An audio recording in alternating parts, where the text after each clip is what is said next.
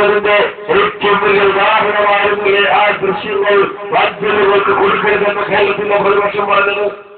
അതവിടെ കൊടുക്കാൻ സമ്മതിച്ചില്ല.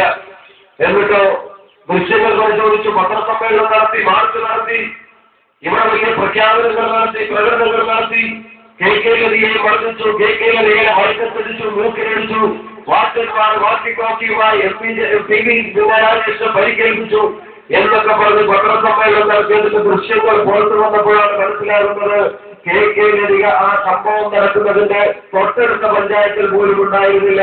അതിൽ നേരെ മാറി നിൽക്കുകയായിരുന്നു. പച്ചക്കള്ളൻ ജനങ്ങളുടെ മുമ്പാകെ പത്രസമ്മേളനം വിളിച്ചു മാധ്യമങ്ങൾക്ക് മുമ്പാകെ പറയാൻ മടിയില്ലാത്ത ആളുകളായി ഇവർ കേരള നിയമസഭയിൽ മാറിയിരിക്കുന്നു. ഇന്ന് പറയുന്നില്ലല്ലോ.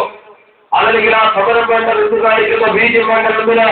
KK-ലതിക എന്ന് പറയുന്ന MLA വാച്ചന്മാർ അടിച്ചിട്ടുണ്ടെങ്കിൽ ആ വാച്ചന്മാരെ പുറത്താക്കണമെന്ന് പറഞ്ഞ് ഇന്നെങ്കിൽ കേരളത്തിലെ ഇടതുപക്ഷങ്ങൾ സമരം നടത്താത്തത് അന്ന് ജനങ്ങളോട് പറഞ്ഞാലും തെറ്റായി പോയി, കള്ളമായി പോയി എന്ന തിരിച്ചറിവുകളിലാണ് ഇന്ന് അത് വിഴുകിക്കൊണ്ടിരിക്കുന്നതെന്ന് കേരളത്തിലെ ജനങ്ങൾക്ക് ബോധ്യം വന്നിട്ടുണ്ട്.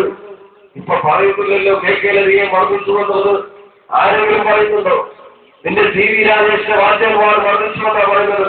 ഞാനൊരു കാര്യം പറയാം, എന്റെ 4 മാസത്തെ അനുഭവ സമ്പത്തിൽ കൊണ്ട് ഞാനൊരു കാര്യം പറയാം. എപ്പോ ഏതൊരു MLA എവിടെ കണ്ടാലും ഇരിക്കുന്ന കസേരയിൽ നിന്ന് എഴുന്നേറ്റ് സെലൂട്ട് ചെയ്യുന്നവരാണ് അതിനകത്തുള്ള മുഴുവൻ വാച്ചന്മാരും.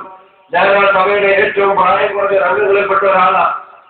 ഏറ്റവും പ്രായം കുറഞ്ഞ അംഗങ്ങളിൽപ്പെട്ട ഒരാളായി ഞാൻ ആ വാതിൽ തുറന്ന് പുറത്തേക്ക് വരുമ്പോൾ സഭക്കകത്തേക്ക് കയറുന്ന സമയത്ത് അവിടെ ഇരിക്കുന്ന മുഴുവൻ വാച്ചന്മാരും 2 സൈഡിലുള്ള മുഴുവൻ ആളുകളും എഴുന്നേറ്റ് നിന്ന് ഏതൊരു MLA ഞാനെന്നുള്ളതല്ല, ഏതൊരു MLA കണ്ടാലും അവിടെ നിന്ന് എഴുന്നേറ്റ് നിന്ന് സെലൂട്ട് ചെയ്യുന്ന അവസ്ഥ